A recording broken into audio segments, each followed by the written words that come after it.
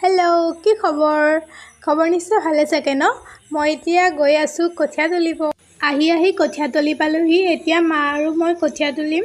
কঠীয়া তোলা, মাটি ৰোৱা এইখিনি কাম ইমান সহজ নহয় যদিও কেতিয়াবা এনেকৈ ভাল লাগে ন, প্ৰকৃতিৰ মাজত। ভালদৰে ৰোৱা তোলা কৰিব নাজানো যদিও মাৰ লগত এনেকৈ আহোঁ অলপ সহায় কৰি দিব। যিহেতু পুৱাৰ পৰা কাম কৰি আছোঁ, অলপ ভাগৰো লাগিছে, সেইকাৰণে একাপ গৰম গৰম চাহ খাই ল'লোঁ আৰু সকলোৱে মিলি অলপ কথা বতৰা পাতিলোঁ। কয় নহয় সকলো কামতে কষ্ট আছে। এয়া দেখিছেনে মোৰ মুখখনত কিহেনো কামুৰিলে জানো। চাহ খাই অলপ সময় ৰৈ আকৌ আহিলোঁ কঠীয়া তুলিব। চাওকচোন ইমান ধুনীয়া লাগিছে ন আকাশখন।